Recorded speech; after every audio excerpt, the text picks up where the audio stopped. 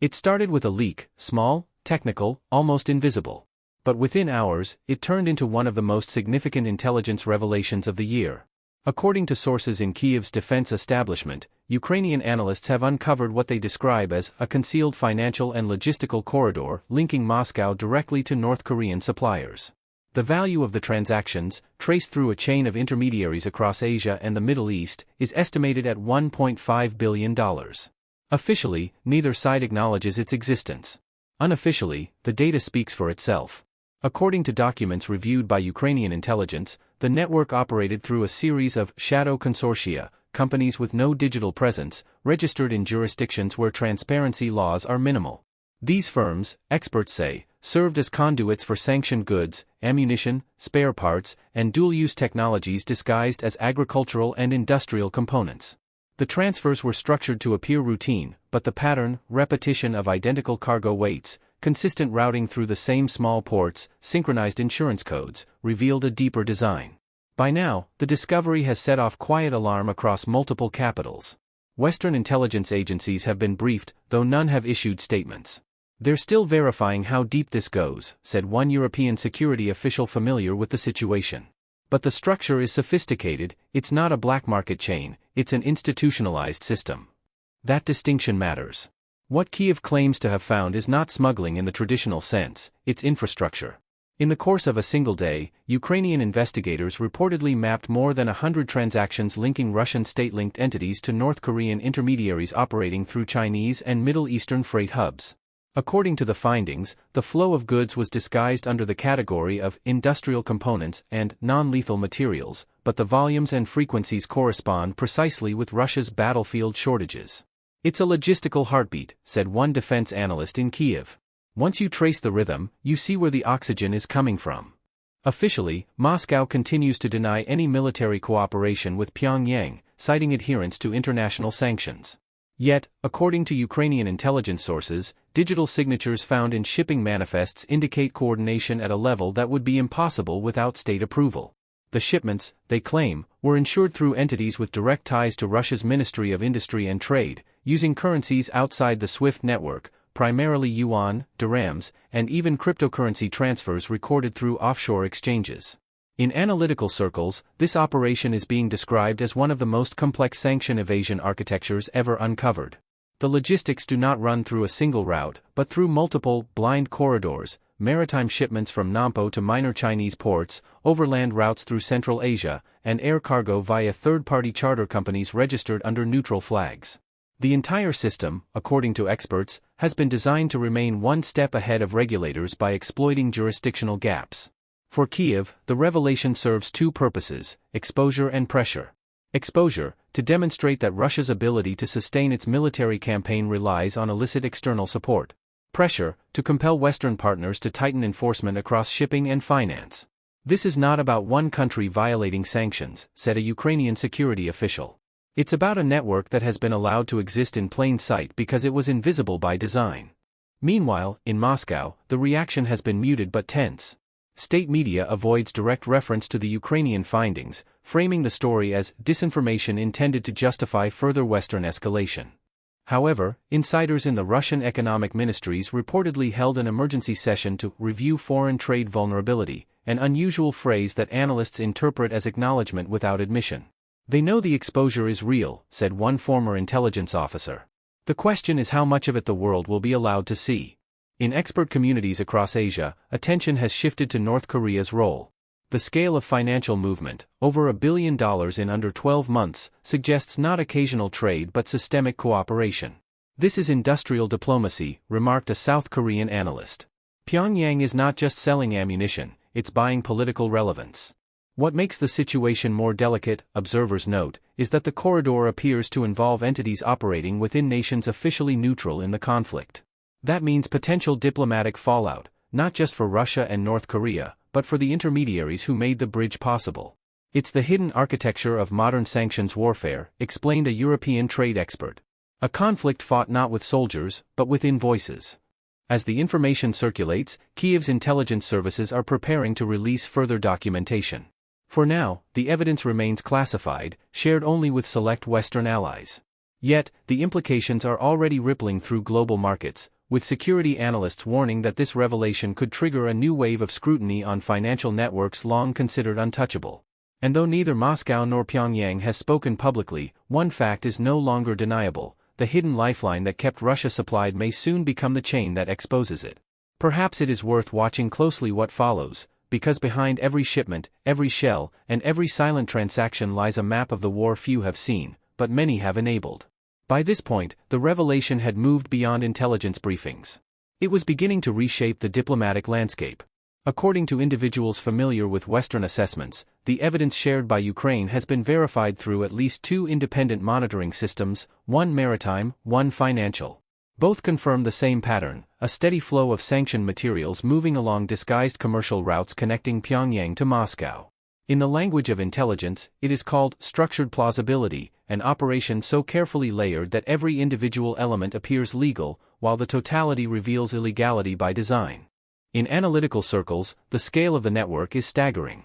Ukrainian analysts estimate that the hidden supply line operated across no fewer than 10 jurisdictions, involving over 70 shell entities.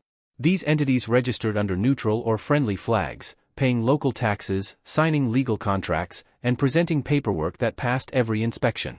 Yet, behind the paperwork, the cargo was consistent: munitions, machine tools, fuel additives, and materials that could support drone or missile manufacturing.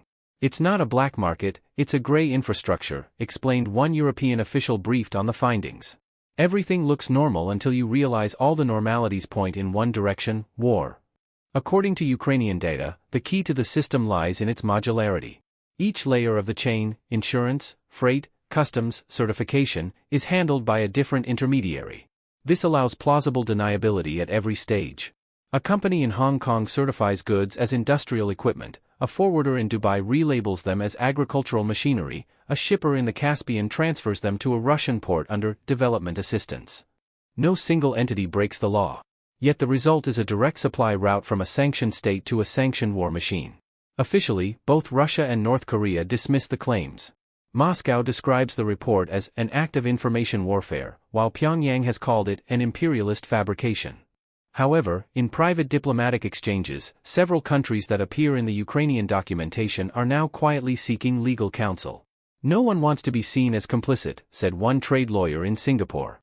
But the structures are deep, and the money has already moved. In Kyiv, officials frame the discovery as more than an exposé, as a weapon in its own right. By revealing the hidden architecture of Moscow's sanctions evasion, Ukraine is attempting to shift the cost of cooperation.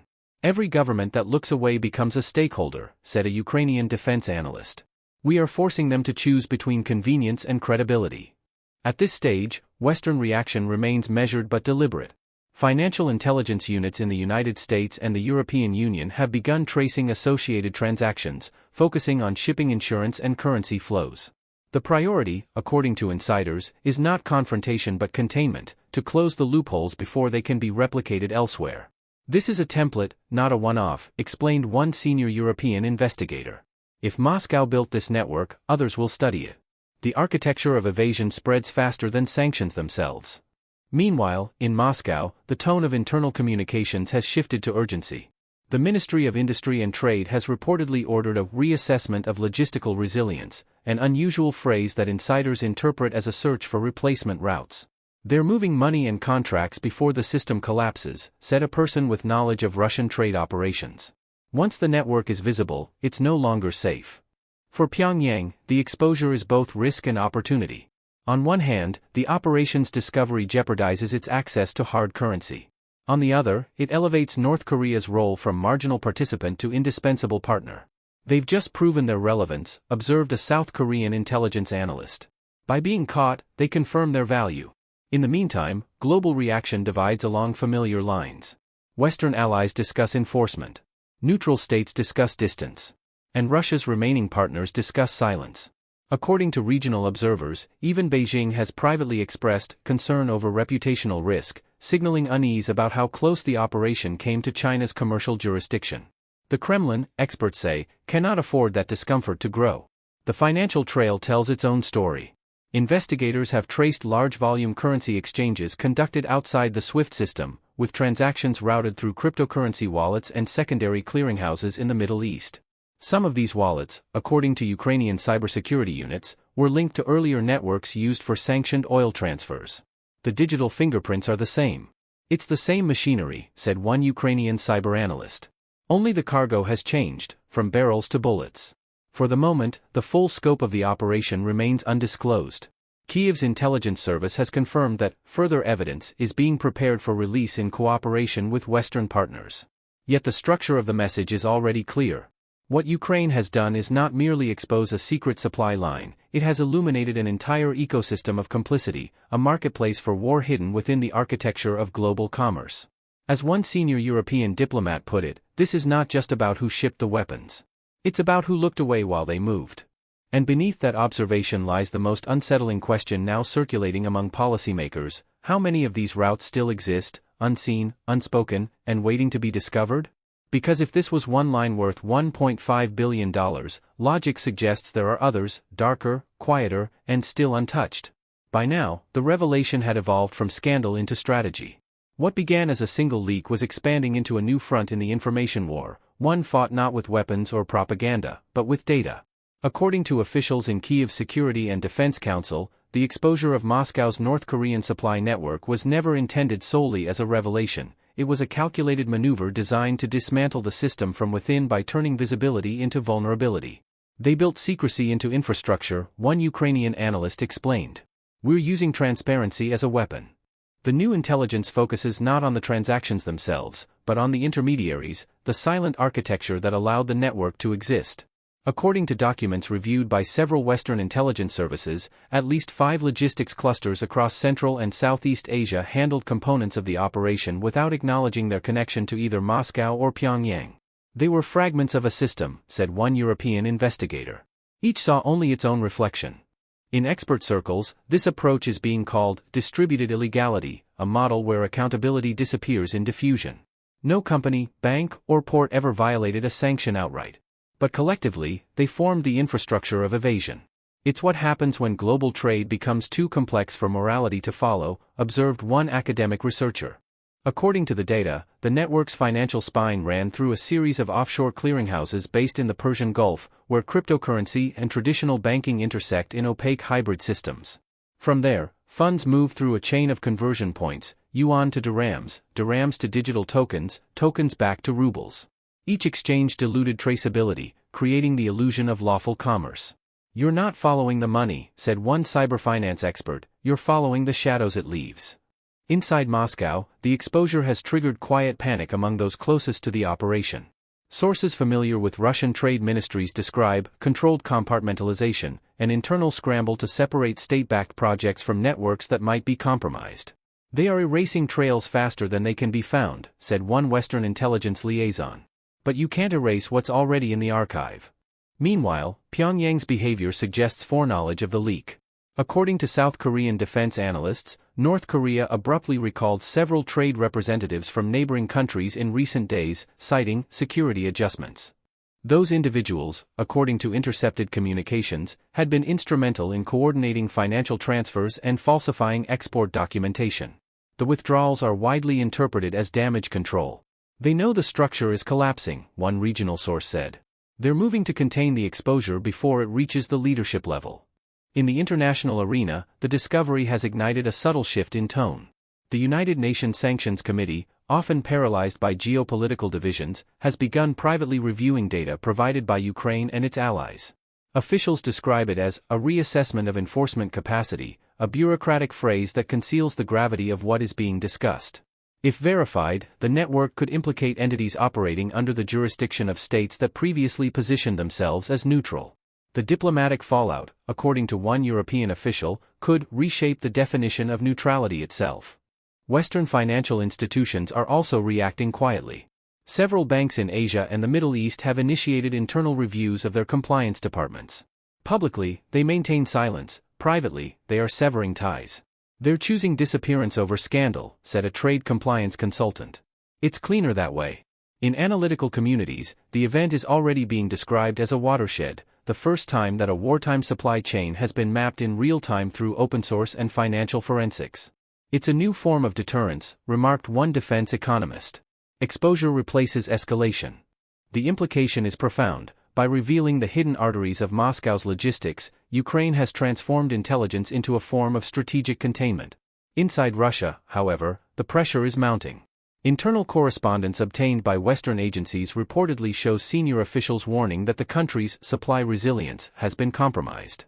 One memo from a logistics division of the Ministry of Defense, according to intelligence summaries, advises diversification of suppliers in friendly jurisdictions. The term friendly has become a euphemism. It no longer refers to allies, but to anyone still willing to risk association. In Pyongyang, meanwhile, the response has grown defensive. State outlets, normally silent on foreign trade, have begun issuing indirect denials framed as patriotic defiance. The enemies of independence fabricate lies to undermine our sovereignty, declared one broadcast, a line analysts interpret as confirmation rather than denial. They're shouting back at shadows, a South Korean official commented. That's how we know the blow landed. At this point, what concerns experts most is not the exposure itself, but what it reveals about the global system that enabled it. The logistics network thrived because it hid inside ordinary trade, protected by bureaucracy and indifference. It's not that people didn't see it, explained one European regulator. It's that they chose not to see it. Ukraine's revelation has made that choice impossible. Every government, every corporation, every bank caught in the network's web must now decide whether to clarify or conceal. And as the process unfolds, the illusion of distance from the war grows thinner. For Kyiv, this is the strategic victory, not the collapse of the supply chain, but the exposure of complicity. In one move, Ukraine has forced the world to confront how deeply global commerce intertwines with conflict. But even as the data circulates through encrypted channels and diplomatic briefings, insiders warn, what has been uncovered is only part of a larger design. This network isn't unique, one investigator admitted. It's just the one we happened to catch first. And with that realization, the narrative shifts again, from revelation to anticipation. Because if one line worth $1.5 billion has been traced, the question is no longer whether others exist. It's how many are still running, unseen, beneath the surface of the war. By this hour, the repercussions had begun to spread far beyond the battlefield. What Ukraine uncovered was no longer seen as an isolated discovery but as the first fracture in a global system that had quietly sustained Moscow's war economy. According to sources in several European intelligence agencies, the data extracted from the North Korean supply network is now feeding into a broader investigation, one that maps not only how Russia evades sanctions, but how the world enables it. This is not about one route, explained a senior official involved in the review. It's about the architecture that allows such routes to exist. In expert circles, the picture forming is larger and more complex than anyone anticipated. The North Korean link appears to be one segment of a network stretching from East Asia to the Persian Gulf, involving entities registered in at least 3 continents. Shell corporations in Malaysia, nominal distributors in Turkey, and financial intermediaries in the Emirates, all connected through contracts written in neutral language but leading, ultimately, to Russian procurement agencies. The trade items range from industrial lubricants to hydraulic mechanisms, terms broad enough to mask weapons components, chemical precursors, or drone parts. According to analysts close to the investigation, the brilliance of the system lies in its inversion of transparency. Each company involved operates legally, submits paperwork, and pays taxes. Nothing looks hidden, because everything is visible. It's bureaucratic camouflage, one intelligence source described. They learned that the easiest way to hide a crime is to make it look procedural. The consequences are already visible across financial markets. Several regional banks in the Gulf have quietly frozen accounts suspected of routing payments tied to the scheme. Cryptocurrency exchanges once considered untouchable are now facing inquiries from Western regulators. Shipping insurers are retracting coverage for carriers linked to suspicious manifests. The network, once invisible, is unraveling under its own exposure. But experts warn that dismantling it may come at a cost. When you pull one thread, said a trade investigator in Brussels, you risk unspooling the entire system of gray commerce that underpins modern conflict. Inside Moscow, the mood is turning defensive. Sources within the Ministry of Economic Development describe intensive internal audits, a coded phrase meaning damage control. The goal, according to these insiders, is not to identify violations, but to compartmentalize them, to draw a line between what can be denied and what must be disowned. They're building a firewall inside their own bureaucracy, said one Western official. If someone takes the fall, it will be carefully chosen. For Pyongyang, the exposure has become both burden and leverage. The regime's state media has shifted from silence to counteraccusation, portraying the Ukrainian revelations as a Western provocation against sovereign cooperation. Yet, according to diplomatic observers, the tone betrays unease. They are aware that too much visibility endangers their lifeline, noted a South Korean analyst. The partnership with Moscow only works in the shadows. Now the shadows are shrinking. Meanwhile, Ukraine's intelligence operation continues to evolve. New data releases are expected, each more detailed, each more damaging. According to officials in Kyiv, additional documentation links North Korean transactions to Russian front companies operating through Central Asian intermediaries. These firms, ostensibly engaged in regional development, were in fact acting as procurement arms for sanctioned materials. They used the language of aid to move weapons, one Ukrainian official said. The irony is that their paperwork was flawless. In Western capitals, the response is deliberate and methodical. Rather than public outrage, there is quiet recalibration.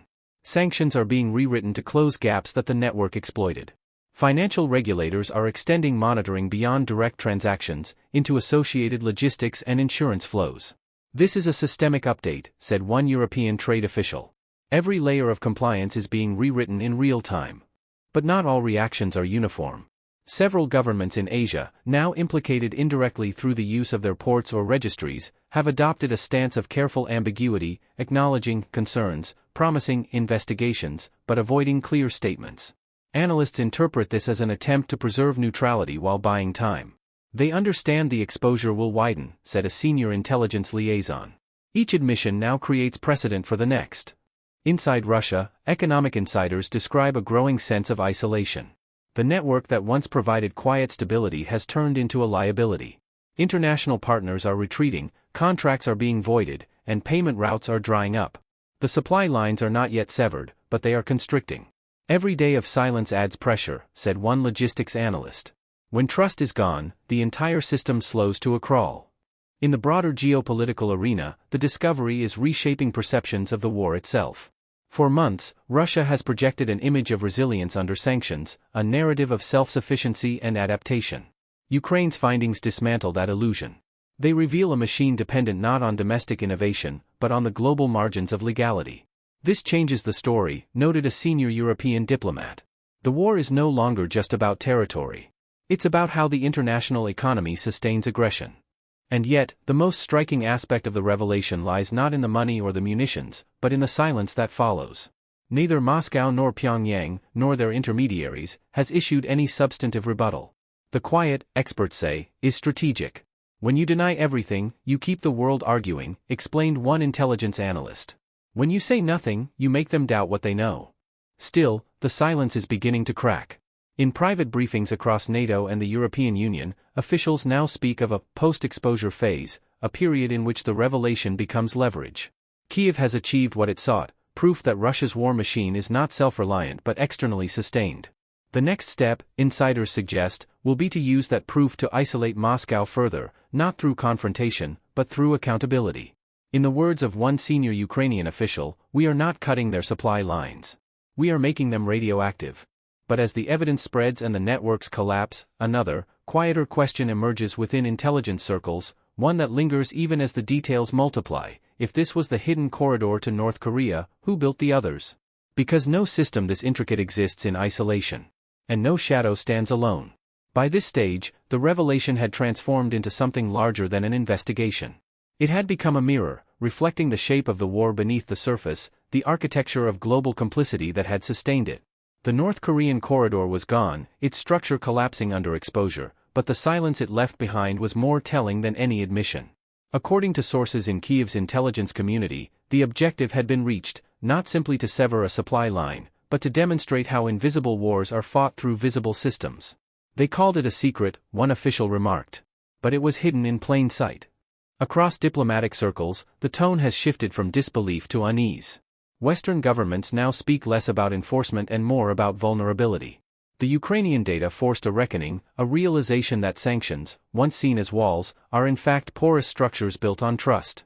We created a global network too large to see its own reflection, said one senior European economist. And Moscow simply learned how to move through the blind spots. In financial centers from Dubai to Singapore, the aftershocks continue. Banks are revising compliance structures, shipping insurers are terminating contracts, and cryptocurrency exchanges once thought immune to oversight are suddenly under scrutiny. Transactions that once appeared routine now look radioactive. Every invoice is being reread, one trade lawyer explained. Not because of what it says, but because of what it avoids saying. Inside Russia, the fallout is more internal than visible. According to insiders, a classified directive has been circulated within state corporations demanding immediate audits of international partnerships. In practice, this means quiet panic, the dismantling of networks that can no longer be trusted to remain silent. They're pulling the wires before someone else does, one Western analyst said. It's containment by erasure. The same insiders describe a growing sense of siege, not from sanctions themselves, but from exposure. In a system built on secrecy, visibility is the ultimate threat. For Pyongyang, the cost is different but no less severe. The discovery has strained its remaining financial channels and unsettled its few commercial allies. According to regional analysts, North Korea's leadership now faces a dilemma: retreat into deeper isolation or risk further visibility. Either path narrows its freedom. They wanted relevance, a South Korean intelligence officer observed. Now they have it, just not the kind they can afford. In Kyiv, the strategy continues quietly. Ukrainian intelligence officials describe their approach as deterrence through documentation, a method of warfare that targets legitimacy instead of logistics. Every transaction uncovered becomes a weapon, every revelation a pressure point. When the world sees how they survive, one official said, it begins to decide whether it wants to keep helping them survive. The geopolitical consequences are still unfolding. In Washington and Brussels, policymakers have begun referring to the Kaliningrad Principle, the recognition that Moscow's global connections are not lines of strength, but lines of dependence. Each exposure weakens the network further, forcing Russia inward, narrowing its options. What once looked like adaptation now resembles exhaustion. But the deeper meaning of Ukraine's discovery lies not in the billions traced or the sanctions enforced, but in the insight it provides into modern conflict itself. Wars no longer exist only on battlefields. They are embedded in the flow of goods, the language of trade, the architecture of finance. Every container ship is a front line, one European analyst observed. Every invoice is a document of war. Inside intelligence circles, there is growing acknowledgement that this revelation marks a turning point. The methods that sustained Russia, and many other sanctioned states, will no longer go unnoticed. Transparency, once seen as passive, has become offensive. Exposure is the new deterrent, a NATO official summarized. It freezes systems faster than any weapon. Still, the operation's success brings with it a quiet warning. For every route uncovered, others remain, smaller, smarter, buried deeper in the machinery of global commerce. The Ukrainian report concludes with a single line, deliberately understated: this is not the only corridor. In expert communities, that sentence has become the echo behind every analysis, the question that no one can yet answer. If one network worth $1.5 billion operated undetected for more than a year, how many others exist, untouched, unseen, and still feeding the same machinery? And as governments tighten controls and corporations issue statements of compliance, the deeper truth remains: the global economy itself has become the battlefield, and the borders that matter most are written in contracts, not in maps. For now, the corridor is gone. But its blueprint survives, an invisible design showing how power moves when it cannot march.